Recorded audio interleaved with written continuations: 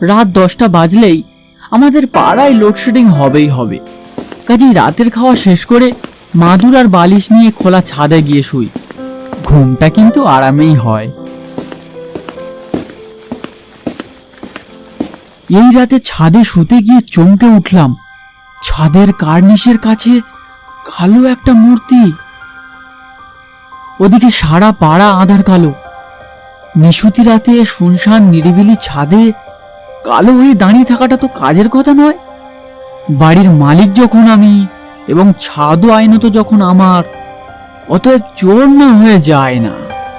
কিন্তু আজকালকার চোর তো সে আর গোবেচারা চোর নয়, তাদের কাছে নাকি ছুরি বোমা পিস্তলও থাকে। চেঁচামেচি করলেই বিপদ। তাই ভয়ে ভয়ে বললুম, কে? আমি। চোর জবাব দিল মিনমিনে গলায়। তারপর কোতকোত করে দুবার নাক ঝাড়ল। এর মধ্যে আমার একটু সাহস হলো। বললুম, আমিটা কে? সেটাই তো বুঝতে পারছি না স্যার। তার মানে? আমার নাম ধাম কিছু মনে পড়ছে না স্যার। আরো সাহস পেয়ে ধমক দিয়ে বললাম, চালাকি হচ্ছে? অন্যের বাড়ির ছাদে উঠে? দয়া করে কথাটা আমার শুনুন স্যার। কোনো কথা শুনতে চাইনি। তুমি ছাদে উঠলে কি মতলবে? হ্যাঁ, আগে বিশ্বাস করুন। চুপ! চোরের হালচাল দেখে তখন আমার জোর বেড়ে গেছে। বললুম, তুমি নিশ্চয়ই পাইপ দিয়ে ছাদে উঠেছ চুরির মতলবে। দাঁড়াও দাঁড়াও, আমি চেঁচামেচি করে লোক জড়ো করছি, দাঁড়াও। Sir sir. সে ভাঙা গলায় প্রায় কেঁদেই ফেললো। বিশ্বাস করুন, আমি চুরি করতে আসিনি। আমি কোশমিন কালেও চোর নই, চোরের মাস্তুতো ভাইও নই। আমি একটা গন্ডগোলে পড়ে গেছি স্যার। কান্নাকাটি শুনে বললুম, সত্যি বলছো? তুমি চোর নও? না স্যার। তাহলে ছাদে উঠেছো কেন? আর কিভাবেই বা উঠেছো? ন্যাকা বলে কিনা নামধাম মনে পড়ছে না। অন্যের বাড়ির ছাদে কিভাবে উঠে এলো সেটাও নাকি মনে পড়ছে না।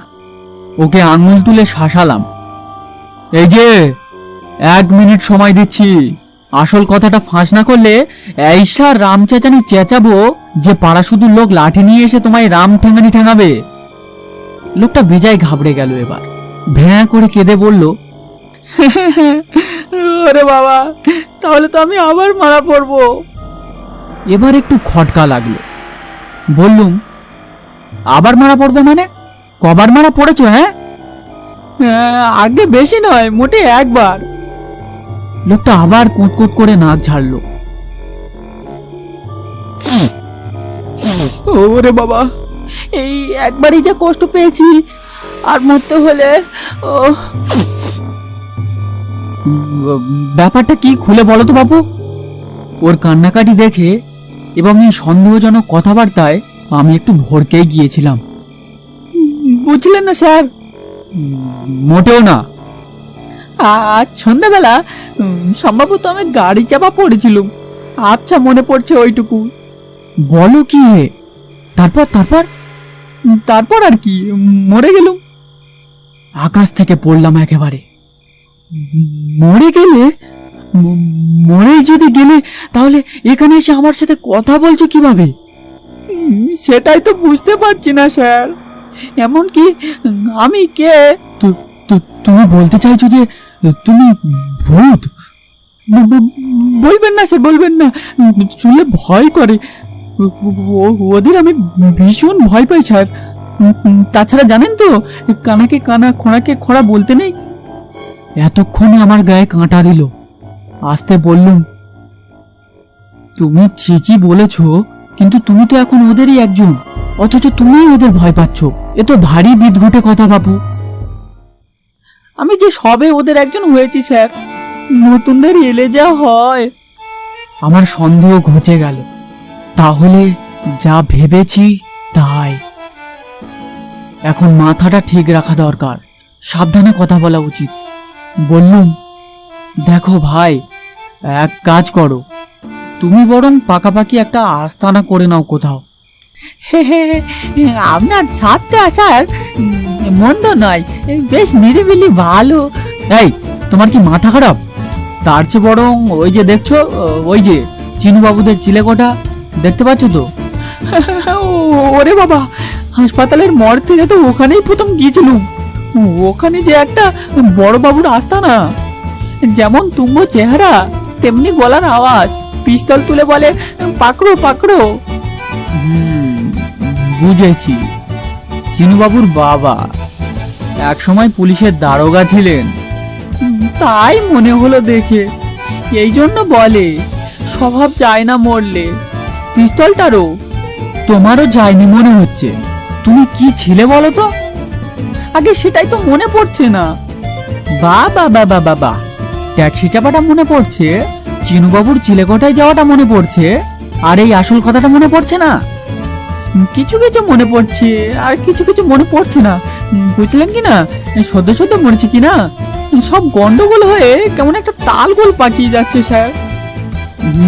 বেশ, তা এখন কি করতে চাও তাই বলো। আমার ঘুম পাচ্ছে। হ্যাঁ, আপনি শোন না স্যার, শুয়ে পড়ুন। আর তুমি? বসে ভাবি, ভেবে দেখি আমি কে, তারপর একটা কিছু ঠিক করা যাবে। না না না, সেটা কোনো কাজের কথা হলো না। তুমি বরং অন্য কোথাও গিয়ে ভাবো। আমাকে কি ভয় পাচ্ছেন স্যার? তা পাচ্ছি বই কি। ভয় পাবেন না দয়া করে, কারণ আমাকে নিজেকে নিজেই ভয় করছে। হ্যাঁ, কেন কেন? বুঝলেন না, এই টাটকা মরেছি তো, এখনো কিছু ধাতস্থ হয়নি।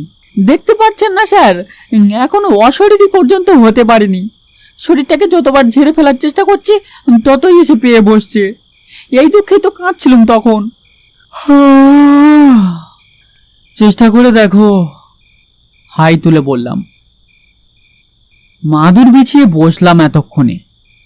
যার নিজেকে নিজে ভয় করছে তাকে দেখে ভয় করার কোনো মানে হয় না।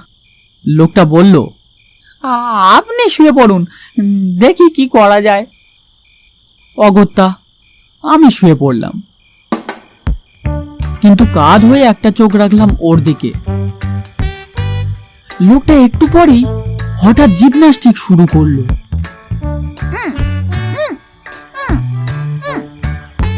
ছোটাছুটি, ডিগবাজি, শূন্যে চরকির মতো পাকিয়ে হরেক কসরত করে একসময় থামলো। ফোঁস করে শ্বাস ফেলতে লাগলো ক্লান্ত হয়ে।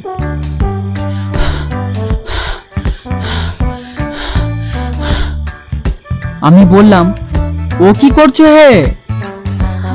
আগে অদৃশ্য হওয়ার চেষ্টা করছিলাম, পারছি না। আরে পারবে পারবে, আবার শুরু করো। করবো, কিন্তু গলা যে শুকিয়ে গেল, বড্ড তেষ্টা। দয়া করে এক গ্লাস জল খাওয়াবেন স্যার? হ্যাঁ, তা খাওয়াবো, কিন্তু একটা কথা দিতে হবে কিন্তু বাপু।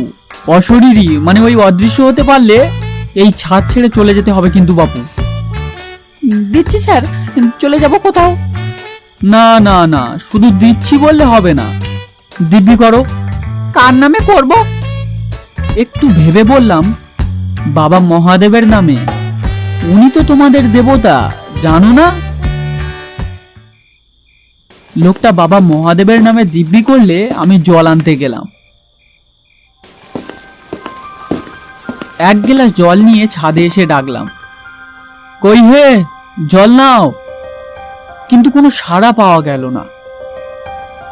আরো কয়েকবার ডাকাডাকি করে বুঝলাম ওর চেষ্টা সফল হয়েছে। তখন জলটা নিজেই খেয়ে শুয়ে পড়লাম নিশ্চিন্তে। কিন্তু লোকটা কে? অবশ্য সকালের কাগজে দুর্ঘটনার খবরে লোকটার নাম পেয়ে যেতে পারি।